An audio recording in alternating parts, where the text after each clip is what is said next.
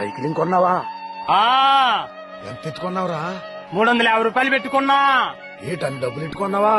మరేమనుకుంటున్నావు? మా వంశం జమీందారుల వంశం. ఈ సైకిల్ నేను దొక్కుతాను, నా కొడుకు దొక్కుతాడు, నా మనవుళ్ళు దొక్కుతారు. ఈ సైకిల్ తొక్కుతూనే ఉంటారు. నువ్వేంట్రా ఈ పొలంలో పుల్లలేరుకుంటున్నావు? నాదేటుందిలేరా పేదోండి.